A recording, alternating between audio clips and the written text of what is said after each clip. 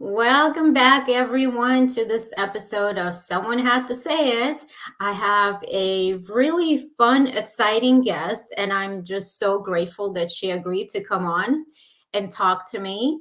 Her name is Alyce Chan. She is a mom, of course, a comedian. She's a mom of two, actually, two boys, and she is a TikTok video expert in my eyes because I can't figure out TikTok for the to save my life. I first found her on Instagram. Actually, I just started seeing her funny, hysterical videos, and I thought I have to talk to this woman. And welcome, Alyce. Oh, thanks, Julia. Thanks for the wonderful introduction. I'm not really an expert, but thank you. I try my best. You know how all moms are really hard on ourselves, of course. But I'm flattered that you asked me, and I always love to just chit chat with another mom. It's kind of like my me time, like self-care, talking to other moms. I feel like it's a little bit like therapy as well, at Yeah. least for me. And I For me, always yes. Right. You take away always something. I mean, I do. And when I say TikTok expert, to me, anyone that knows how to use TikTok is an expert in my eyes. So, but we have to start with, because I mean, I have so many questions for you, but I have to start with the whole BYOB comedy shows, which I thought was, bring your own beer. I'm like, oh, wait, there's babies in the audience. Yeah, No, it's bring your own baby. yeah. You can always bring your own beer, but I noticed a lot of new parents didn't.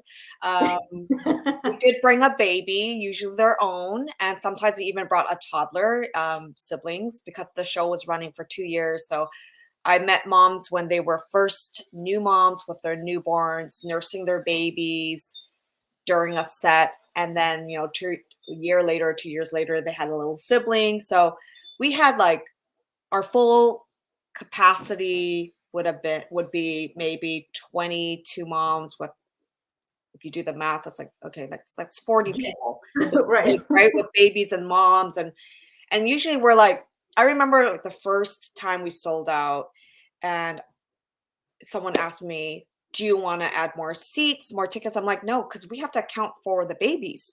Right. If we sold 20 tickets, that also means that we have 40 people. We Right. gotta count for the little ones.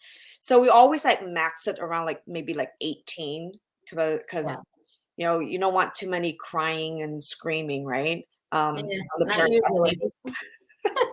Well, but I was going to ask you, so first of all, how did you come up with that? And when did you start doing this? Because my oldest is 22, just turned 22. My youngest is 16, almost 17. And I think it's just the most incredibly brilliant idea. When I had my first, and I felt like I was on an island all by myself, Yeah. and I think we talked a little bit before that. I had really bad postpartum depression with my first, and that is so isolating. Just having a baby is Yeah. isolating, Yes. not having that village. But I would have loved to have something like this to go to. So how long ago did you start this and how did it come about? I love that question, Julian. I love that you told us about PPD because I experienced this exact same thing that you just described. Um, Yeah, I left. I had my first baby, and then after 4 months, I left work in the corporate world to take care of my baby full time. And I thought it was going to be a lot of relaxing days. And I was like, wow, I really get to stay home and do nothing at all. Obviously, we know that's not true.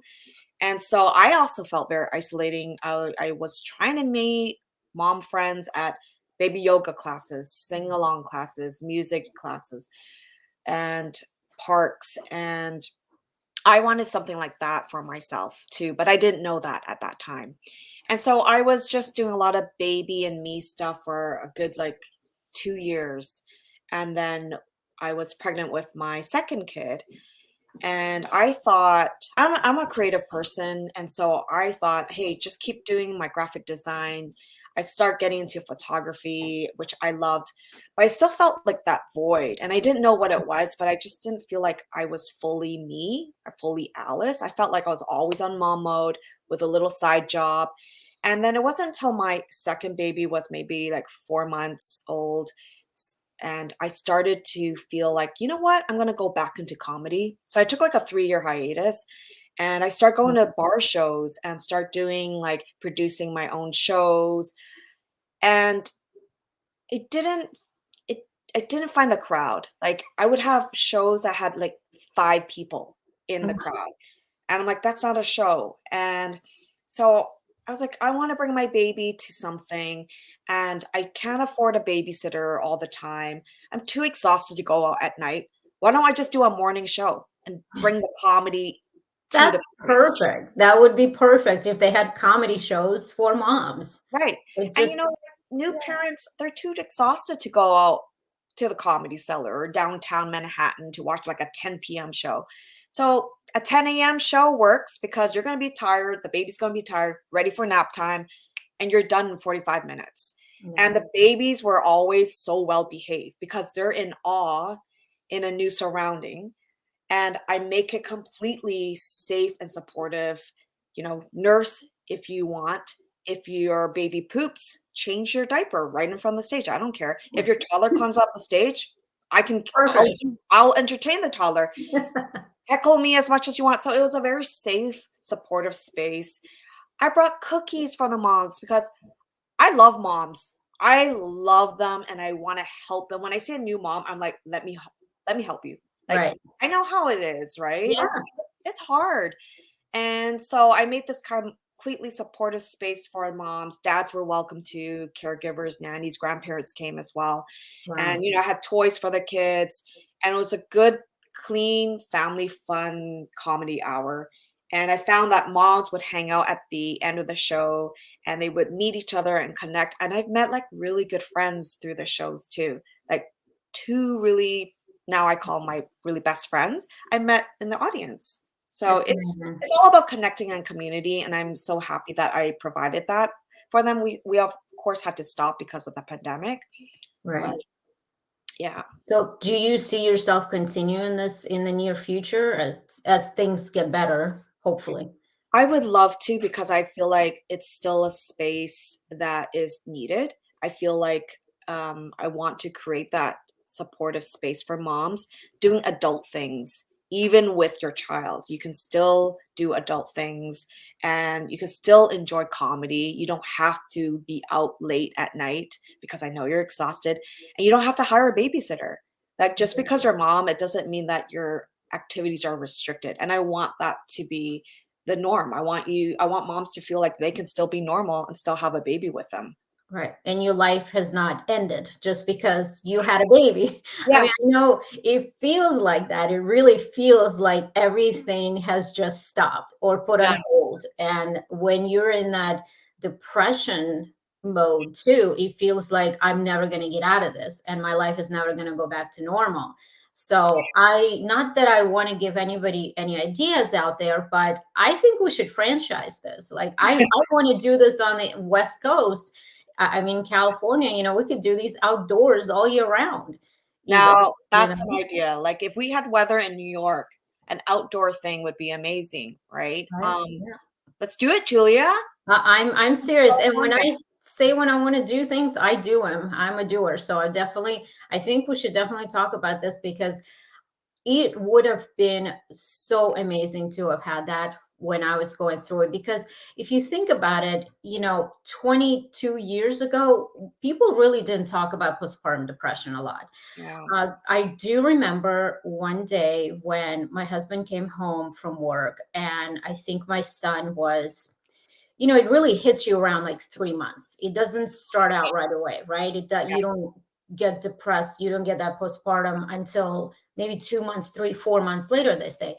So I remember he came home and I literally just picked up the baby and I said, "Here, I'm leaving." And he's like, "What? What do you mean?" I'm like, "I don't know where, I don't know how long I'm going to be gone, but I need to go." And I went to a hotel, um, I think it was a motel. It was whatever down the street I could find because I just wanted one night of solid sleep Mhm. without diapers, without crying, without my boobs being sucked on. Yeah. It was awful all around. And having, very Russian parents, I'm sure any ethnicity can relate, especially having immigrant parents. My mom literally said, "What? You going where? You have baby, you have husband, snap out of it." And I'm like, snap out of it? Like you can just snap out of depression. But that's how people thought Yep. even just 2 decades ago. I can imagine when my mom was having a baby. Well, actually, she told me later after I had my kids, "Oh, yeah, I had depression too. I even had psychosis. You'll be fine." Could you Deal have with told it. me this before I had a child to prepare me maybe that, hey, maybe it's genetic? I had it. No, it's like, you're fine. I had psychosis. Like, but like that one video you posted, with your mom talking about, just that hard, tough love kind of thing. This is Yeah. what, I mean, can you relate to that? Are your parents kind of the same way? Oh my gosh, yeah, that's where I got my inspiration from. This is like all true stories. I My mom didn't even want to, well, my mom is in Vancouver. I'm Mm. West Coast, so I'm in New York. When I first uh when I first had my baby, she didn't even want to fly to New York to What? help me or to see the baby. I couldn't believe it. I could not believe that she's scared of flying. That was her Okay. excuse. That's not an excuse. This is like your first Take a grandchild. train, mom. Suck it up, mom. And so, like, my mother-in-law came. She, you know, to the extreme opposite. She was like, I'll be there. I'm so honored. And she was like waiting on me hand and foot, making meals. But I missed my own mom. And when I saw how my mother-in-law was treating me and how excited she was, it actually made me more depressed because my own mom wasn't doing the same thing. And I start getting resentment. And I was already like, I don't know what I'm doing. And like, I needed my mom. Like, we all need our moms, right? Like, no Mhm. matter how hard it is being around your own parents, but it's not the same when there's another stranger in the house. Oh, well, not a stranger, but if it's not your own mom, like I talk to my mom differently. I'm taking a nap, Of take the course. baby, do this. I need food. It's different.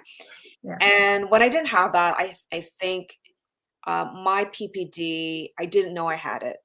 I didn't know about postpartum depression. Like you said, Julie, no one talked about it. Even like 7 years ago, I didn't hear anything about it. People were ashamed to talk about it. None of my friends that I know of had it. And mine came out as rage, not Mm. depression. So I thought, hey, I'm not depressed. I'm not sad. So I guess I don't have it. But it comes out in different forms. I was resentful. I was raging. I hated my husband. That's a huge symptom nobody told me about. I thought it was all his fault. It's Mm. not his fault that he doesn't have boobs to nurse the kid, right? So I wish somebody had told me. I wish I had a supportive group when I had my first baby. I wish I had a way to communicate, I mean, like connect to a community, like a BYOB thing. And that's why I really wanted to start it because I knew how isolating and how hard it is to be a first time mom or second time mom, right? So I wanted to give that community and that connection to moms. And I hope to continue this once we're like clear of the pandemic, and maybe even bring it to California, you and me, I Julie. would absolutely love to help with that. I think so many people need it. And I do remember thinking that there needs to be support groups. There really needs to be more support groups. And there was one through a local hospital. It wasn't that close. I actually had to drive to it. I remember going to the support group and I'm looking around and these women are sharing their stories, but their stories were so much more extreme than mine and so much more just it was on a different level. Women were sharing that they wanted to throw the baby across the room to get him to stop crying because they just and then they would just kind of snap out of it and go, what did I just think of? But they were actually in out of their body, so to speak. One was like throwing things at the husband and Mm, breaking glass. She broke her hand. Just, mm, I mean, it was so extreme that I got scared and I thought, oh my God, is mine going to turn into this? mm, So I never went back because it just didn't feel right for me. But that was it. That was my support yeah, group. And then, my mom on the side is going, with us with Russian people, everything is solved with fresh air and food, right? So she would be like, just go for a walk, and then eat. You need to eat caviar every morning, a little bit. It's iron. It's iron. I'm like, it's not iron, it's depression. It's like if you eat caviar, have a little caviar, go walk, you'll be fine. Stop it. And I was like, oh, okay. I mean, what do you do? And so I think it's such an amazing idea. I think you should definitely go on with it. And tell me more about the mom calm. Um, What? yeah, so MomCom just started because I was still feeling like I was in a creative rut and I needed the outlet. So I was performing, but not as much as I wanted to because I still had to, be home, nurse my baby, and I was always exhausted. So the mom com thing was just like, I'm gonna go on Instagram and start writing jokes because that will force me to write jokes and contain it in a little box. So it'll make my joke telling more efficient. So it was really just like a practice for me. And I'll just like write one, two liners. And it was inspired by true events, like I had my first meme was uh vacationing now that your mom is going to grandma's house. That's your idea of vacation. So I started off with that and I started building it. I had like 230 followers in like maybe 4 months, which is not a lot. And then someone on Instagram with a huge following asked me if she could share one of my memes. And I thought it was like, do you want something from me? Like, what is this? Like, I didn't know what people do on Instagram, like people sharing ideas and sharing memes. And she shared one of mine, and it caught attention from another Instagram mom. And now there's like a community of Instagram moms where I have not met 99% of the moms on Instagram, but I feel like we have friendship and connection. So this whole social media is another community that I have found, and that has really helped me through the pandemic. So yeah, that's how I started. I just started writing some jokes. Yeah, I think it's interesting because we have such a similar background, except for I started so much earlier. I mean, I had my first kid at 23, which, Wow. my God, who does that? Who does that these days? I keep telling my 22-year-old, like, can you imagine? I was married at your age Yeah. and I was about to be pregnant. Like, can you please not do that? And he's like, don't worry, mom, I wrap it up. I wrap it up good. I'm glad you're having those talks with your son. Oh, we have a very open relationship, and once in a while, I started sharing it on my Instagram too, even though it was supposed to be kind of my business, my matchmaking Instagram.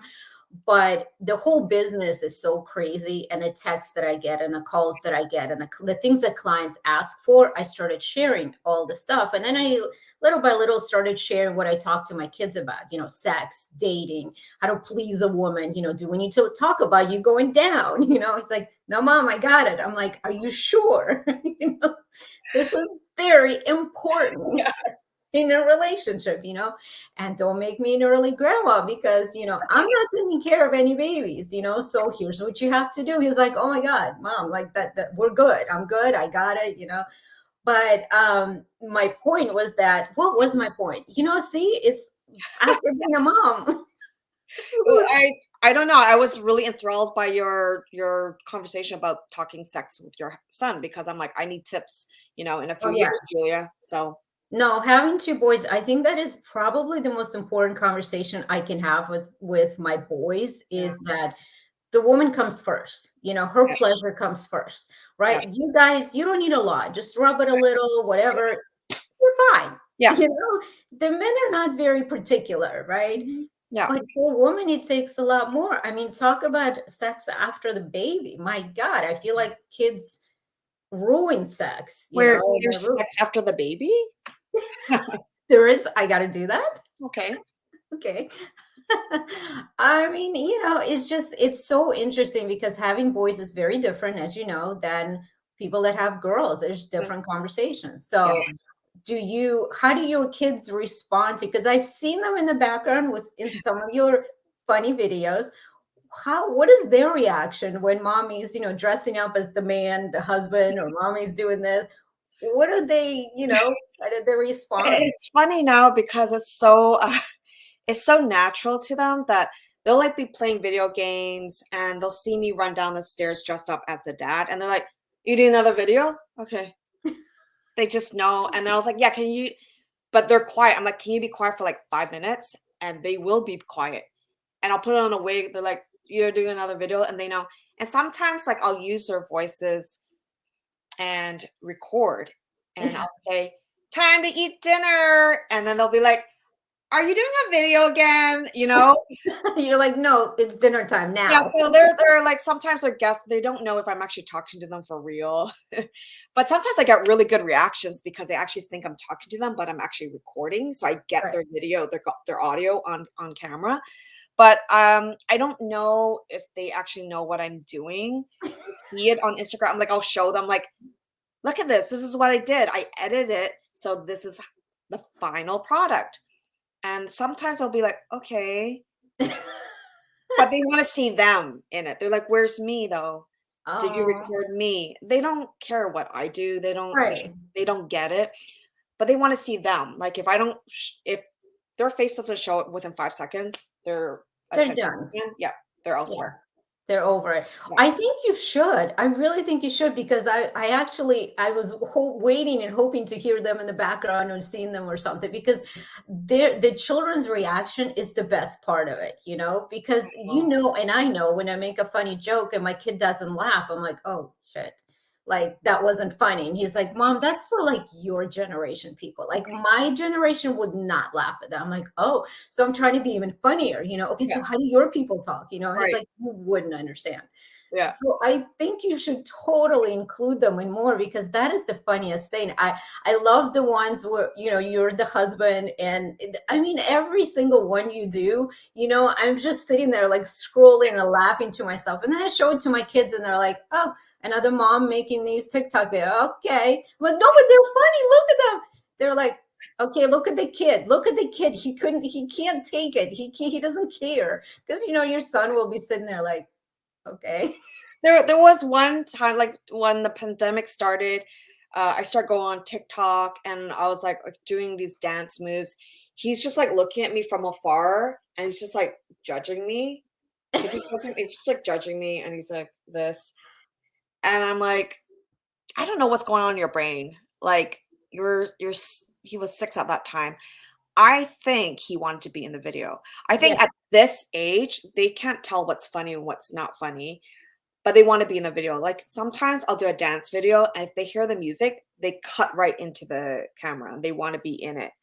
I think your kids, ages, I think 15 and up, they know what's funny, but they have their own, they have their own inside kind of Yes. joke, right? It's not funny to them when a mom is making fun of their ki making fun of the kids, right? It's a different Yeah. language too. He said something to me yesterday. We were going somewhere. I mean, I was running in and out, and I was actually dressed up. 'Cause I'm working from home, so most of the times I'm not.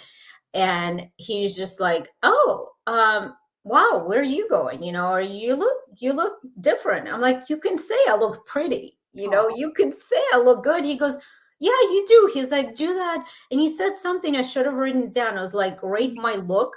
But it wasn't rate my look. It was whatever that now the kids say. It's like rate my something, rate my oh, reel, rate my I don't know what he said. I have to oh, find out what he said. I'm like, "What? What did you say? Like, what does that mean?" He's like, "Oh, never mind." I'm like, "No, no, I want to know what your yeah. people say, your age kids." And the language, I don't even understand what they're saying half the time. Wow. I'm learning as we go, Julia. That makes Right? sense, I guess, because it's like 9 out of 10. Is that what they're saying? Like 8 out of Yeah. 10, 10 out of 10, right? Yes. Yes. I'm like, "Do Oh, you want me to spin for you?" And he's like, "No, please don't. I can just tell you right now what it is." I'm like, "When did you become the fashion person? The know-it-all?" It yeah. was so funny, but And as they get older, there's always something different. Yeah. Anyway, my question to you also about the whole, family situation. How does your mom respond to when does she see these videos? What does she say? How does she feel about it? I just recently started to mimic my mom. She hasn't seen them, but I think if she saw them, she would probably laugh. I don't know what her reaction would be because I don't really paint her in a really negative situation. I feel like when I do it, I get a lot of comments saying, "Oh, that's like my mom." And even like moms, even with people who don't have Chinese moms, they're like, "My Polish mom is like that," or "My Italian mom is like that," you know? So, I think she Yeah. would probably laugh. It's I it's would a hope. very ethnic thing, I feel like. I think anyone can relate to this, Yeah. Yeah. Any culture can relate to it because and I wrote a whole book about my crazy Russian parents. It wasn't in the best light, probably, but it was all funny, right? Yeah. Because like you said, we can all relate to it. Mhm. And I think with the age of so much hatred in the world and so much division, that was a huge reason why I wanted to write the book about look, yeah, we're immigrants, but we're just like you. You all came from somewhere, right? I started writing it, it was during the Trump era.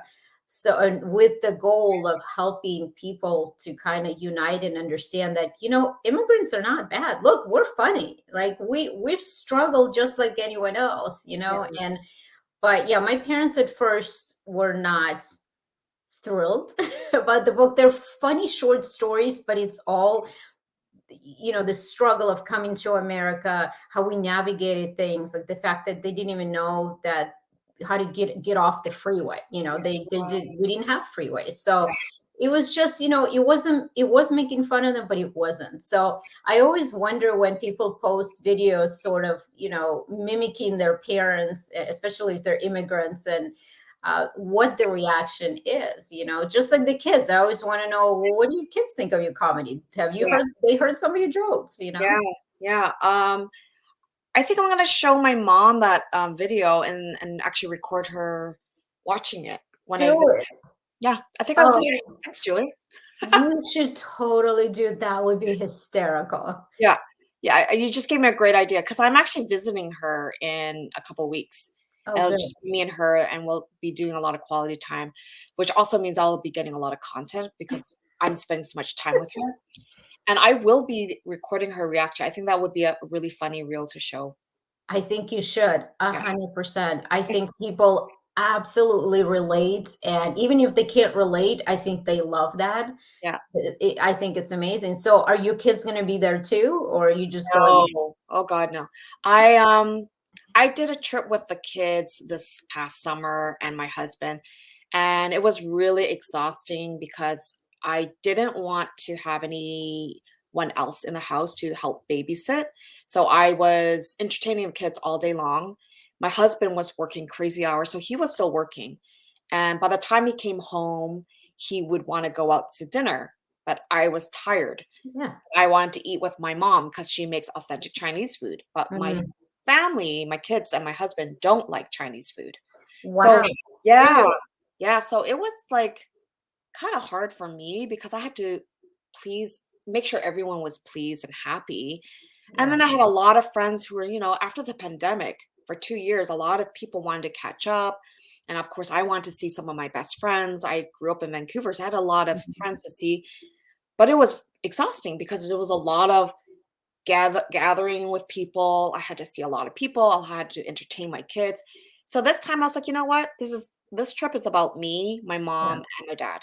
I just want to see my mom and dad. They're getting older. I want to like get more content and also like be with them. For selfish reasons too. That's so funny. I actually have family in Vancouver. My aunt, my uncle, my cousin, my grandma's there. My grandma's what, Wow.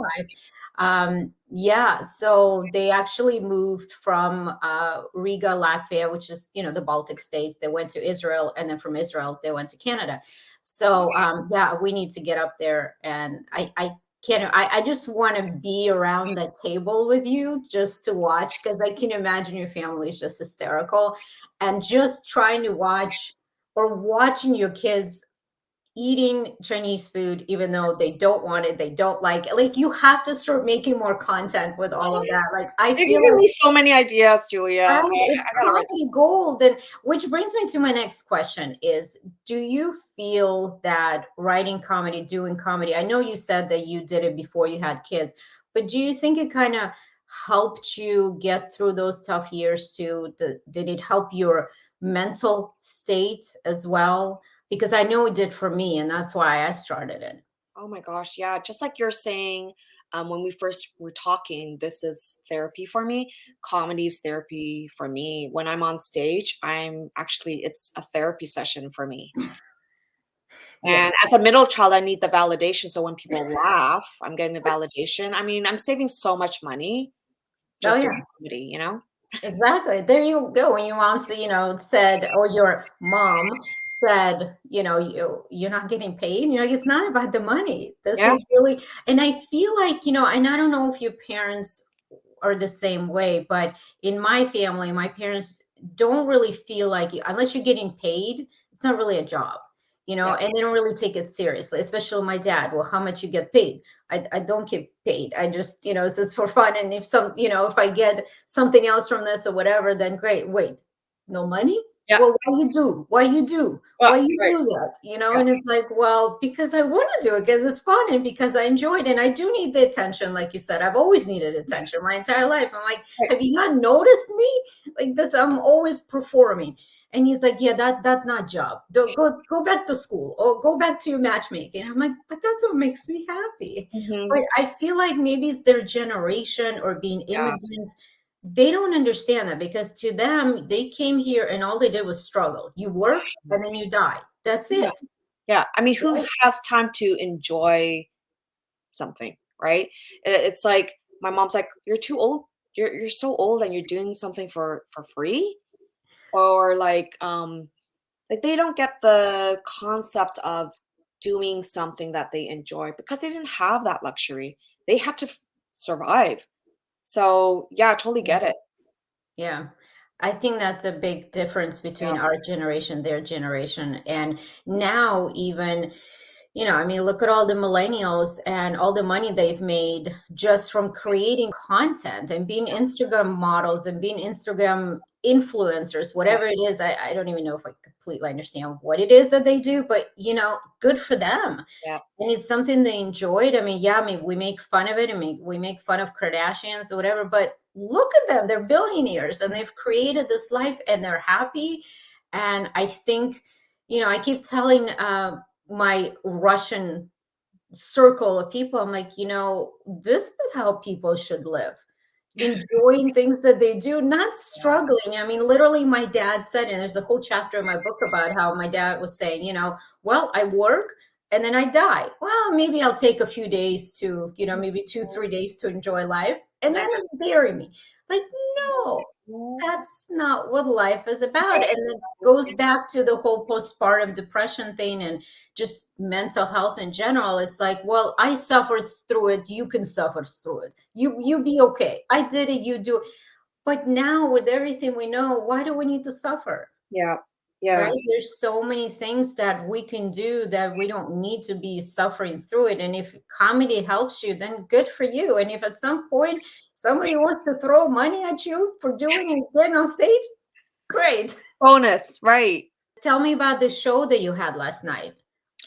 Oh, wow. Okay, so, Monday night, we had a show at Caroline's, which is, like, an Monday iconic night, yeah. landmark in New York City, and it was an all Asian lineup, first time at a New York Comedy Festival, which is, like, a huge deal in New York, and it was led by Kiki Young, who, founded Crazy Woke Asians, and, it was a bunch of LA comics and New York comedians, and it was a great show. It was like a 2-hour show. We had a lot of supporters. We had a great diverse crowd, and it was great. It was a very long show for me. It was one of the longest shows I've done. Um, 2 hours of comedy. Yeah. But it was great. It was everyone had a lovely time. It was great to have our stamp on it. It was great to have Asian voices amplified and supported by one of the most iconic theaters and recognized venues in New York City. So it was a great show. So That's amazing. Do yeah. you think they're going to continue doing it in other parts of the country, in other cities? Well, the Crazy Woke Asians is all over the West Coast, and they were just trying to put their stamp on in the East Coast. And I think they're building a demographic and a fan base since that Caroline's show. But they're doing amazing things. They're having like festivals in Santa Monica, which I'm hoping to join next year. This year, I was like, sorry, have kids to deal with. So Right. Kids are always a great excuse, right? it's like so much planning ahead, right? Like I can't just jump on a flight. Like all my other colleagues are like, "We're going. Why aren't you going?" I'm like, "You don't have kids. Right. Yeah, I know. I'm starting to run out of that excuse because now my youngest is driving and I really don't have an excuse You because don't." Yeah, I yeah. don't even honestly get up in the morning. He just leaves and, sometimes Oh, I'll hear a little pitter patter here and there and I'm like, "Can you be quiet? I'm trying to sleep." It's like, "Wow, what wow. did I just say?" You That's know? awesome. It's like living with roommates. Right now, Yeah, I'm like on at 7 a.m. all the way till. I mean, I still sleep with one eye open because you never know if one kid is sleepwalking or the other guy is like having a night terror. That's yeah. still in the. I'm still in that stage. Wait, so your kids actually one of your kid had, like, Yeah. sleepwalking? Like, that was a thing? That was, like, 3 days ago. I'm like yeah, they share a room.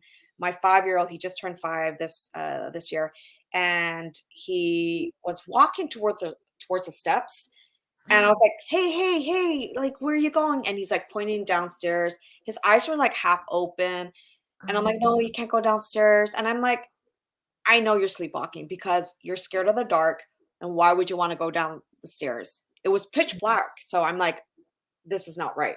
So I carried him up back to the crib, and yeah, he's still in a toddler crib bed. I wanna keep him contained as long as possible. And Yes. he's just like his eyes were like this, and then he just, like, plopped down. And the next day, I asked him if he remembered, and he didn't. So I'm like, "Wow, that was your first sleepwalking incident. I'm so glad I caught you before you fell down the stairs." Yeah. So, like, as Wow. a mom or, as a parent, you're never fully, like, in No. deep sleep, right? No, never, never. I mean, even now, I if know, it's you're not probably still him, worried about stuff. if it's not the kids, it's my dog. She's sitting right here next to me, actually snoring. I don't know if you can hear, but Mm, she wants. Yeah, it's like she took over the kids. Like now that they're independent, she's like, okay, I'm the baby now, so she follows me everywhere. She has to be where I am. yeah.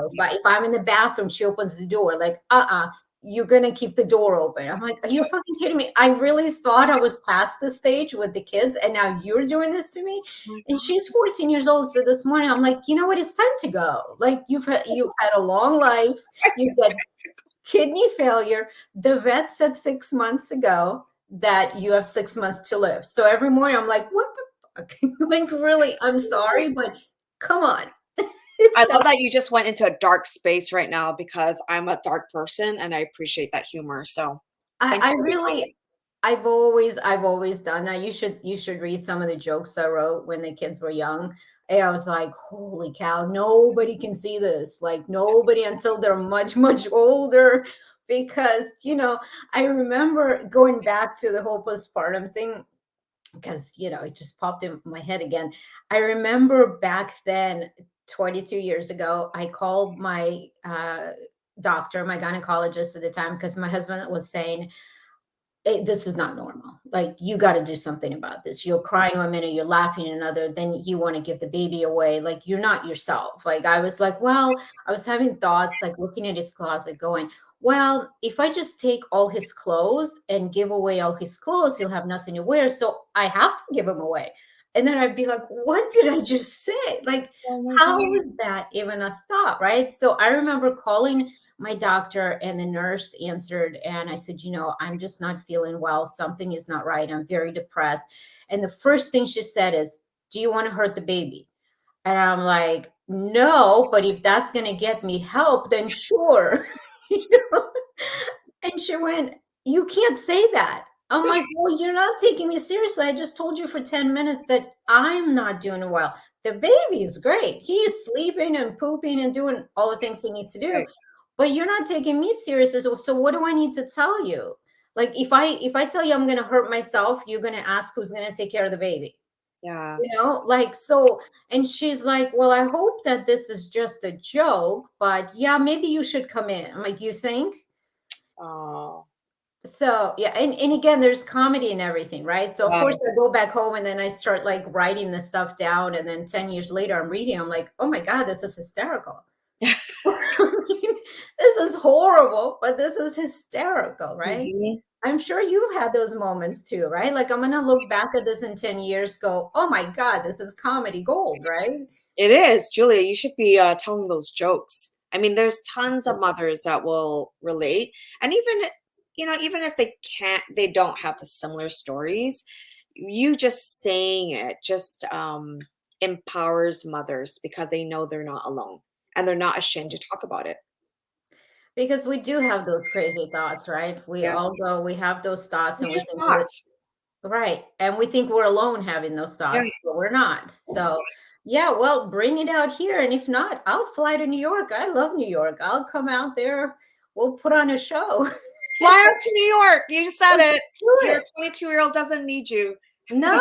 Oh my gosh, they wouldn't even notice that I'm gone. Like it would be, and I always used to say that, I would go out with my girlfriends or whatever, and I always had that husband that would just be like, I want to give her space. I'm not gonna bother her. I'm not gonna check in. He didn't text, he didn't call. I'm like, if I go missing, he literally would wait 24 hours before reporting me. Oh, she's just having fun.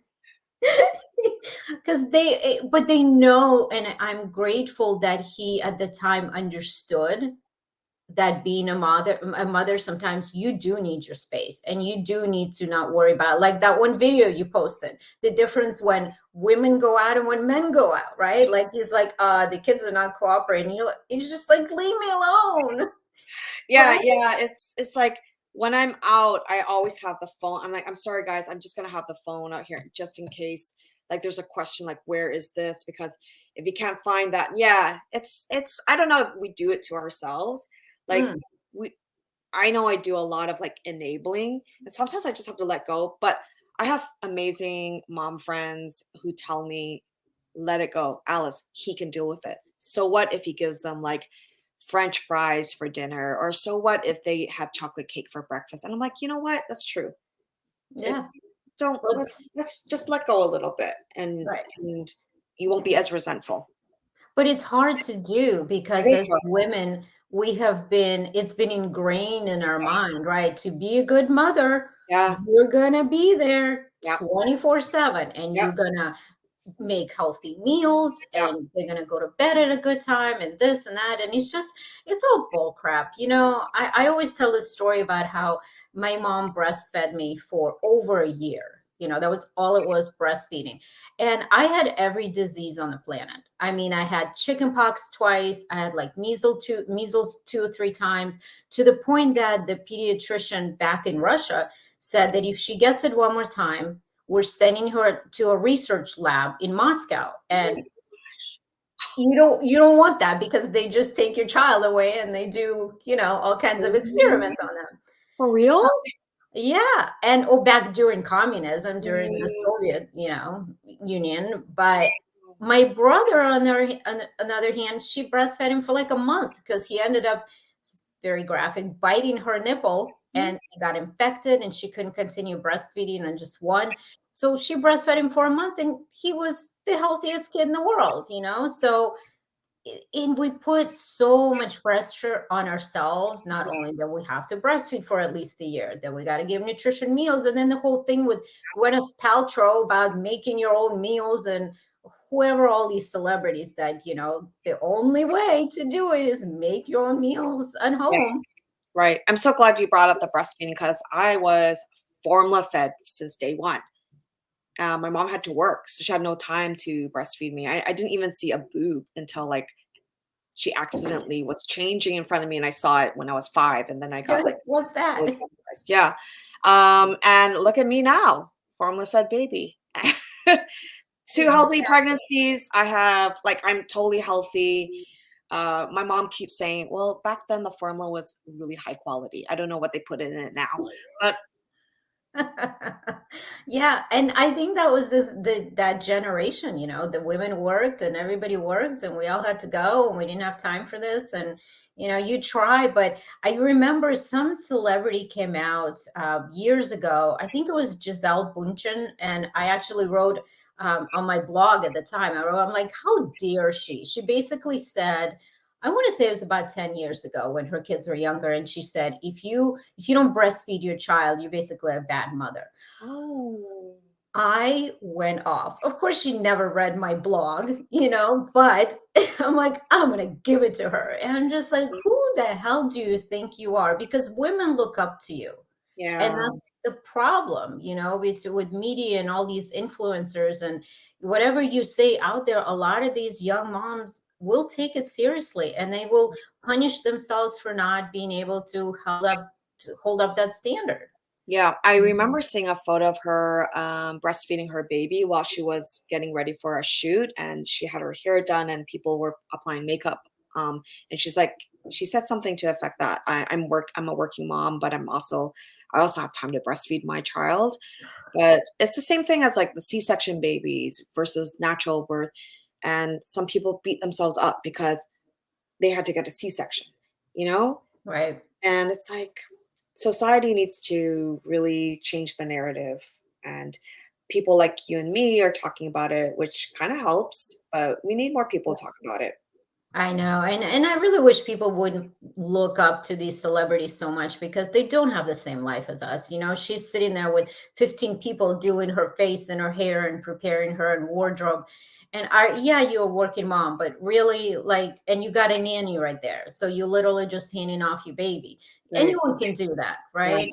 I Yeah. think staying home with your child and not having any kind of daycare or nannies or Yeah. housekeepers is so much harder than Oh, going yeah. to work. So Yeah. much easier going to work.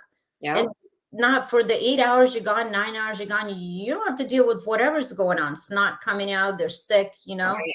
Yeah. And I always say, like, when you're a stay-at-home mom, a stay-at-home dad, you're pretty much like flying standby because you don't know what's going to come next, right? And you can't go to the bathroom, you can't take a nap because you just don't know what's going to come next. And it's parenting is like flying standby. yeah. You should never get on first class though. No, no, it's so true. It's so hard. I remember pleading with my kid. I can't remember if it was my first or my second. Like, I really need to go to the bathroom. Like, do you want me to have diarrhea all over you? Like, it's gonna happen. It's coming. And I gotta go. I just had a thing of coffee or whatever it was that day that didn't sit well. I'm like, I'm gonna close the door. You don't want to be in here with me. And he looks at me, he's like, uh-huh, yeah, I do. I'm like, fine. Hey, so he sat there, and Oh, it's like, look, I told you this was going to happen. Then after a while, he's like, yeah, maybe I don't want to be here. I'm like, yeah, I told you that. But it's like nobody sees that. Nobody sees those crazy hard moments, and we feel like we're alone. yeah. That's why I love that you're doing these videos, and I love that you're up on stage talking about all of this and more.